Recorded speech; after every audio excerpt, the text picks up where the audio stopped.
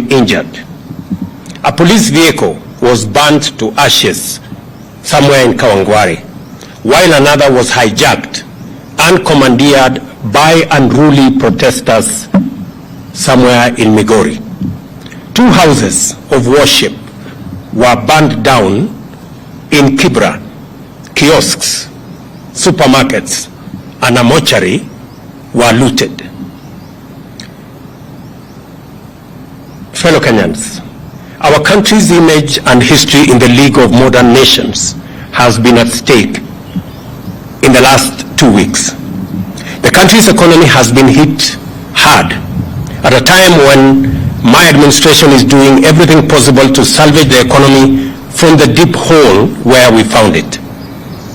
My administration has instituted solid measures and policies to attract investors and through their investment create opportunities for millions of our young people to realize their potential, amongst many of the other issues that we are doing as government.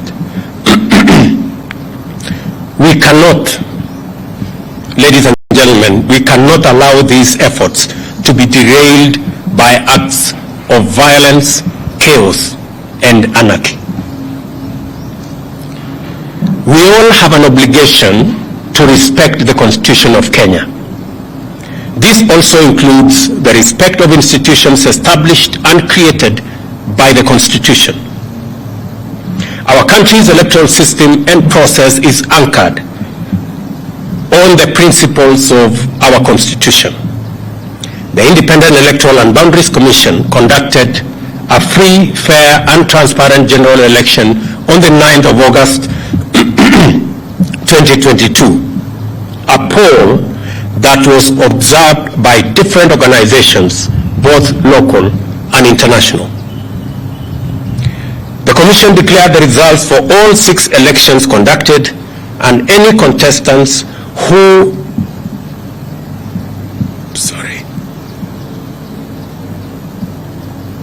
were aggrieved by the outcome had an opportunity to present their grievances to the country's judicial system for arbitration.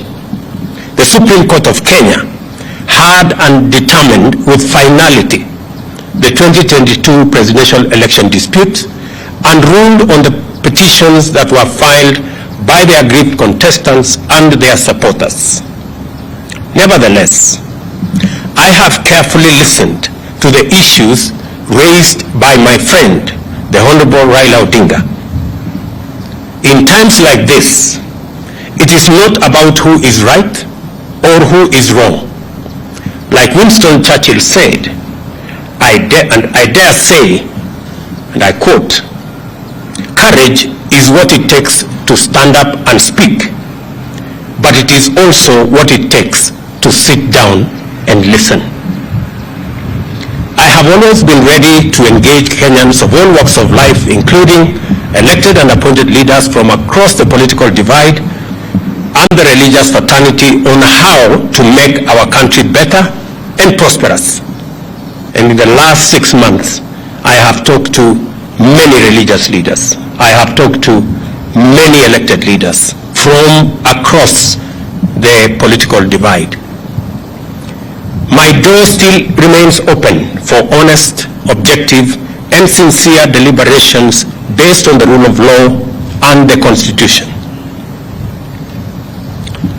On the reconstitution of the future Electoral Commission, the selection panel that currently is in office is a creation of the law that was passed by the 2 chambers of Parliament in response to a court decision. The court clearly stated that one institution, and in this case, Parliament, cannot dominate the process of establishing an electoral commission at the expense of other institutions that have a role to play in the country's electoral process.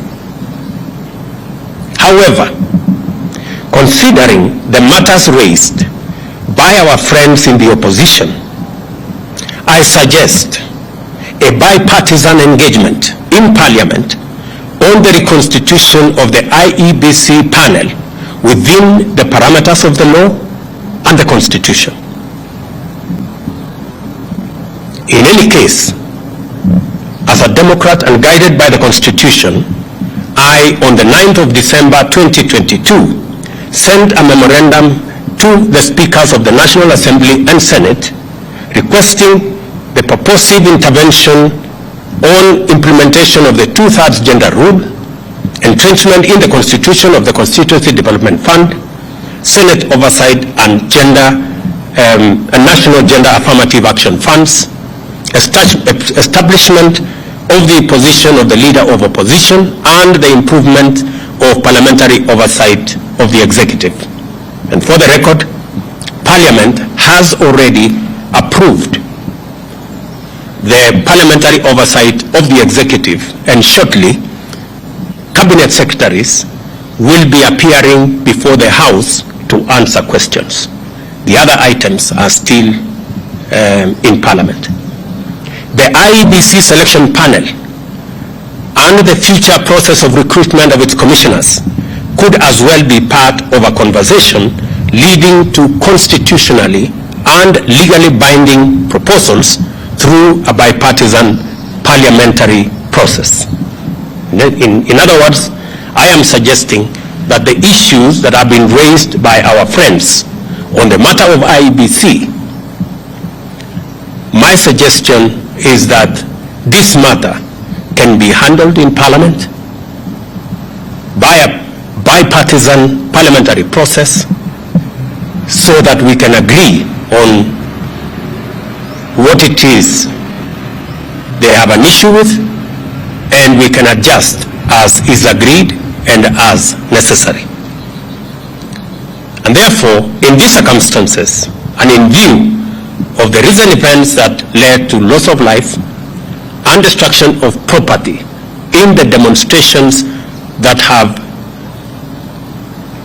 occasioned in our country for the last 2 weeks, I urge my brother Raila Odinga and the opposition to call off the demonstrations and to give this bipartisan approach a chance for us to take the country forward.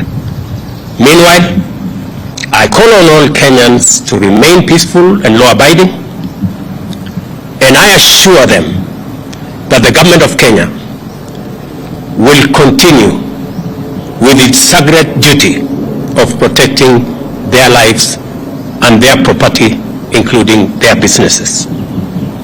Thank you very much.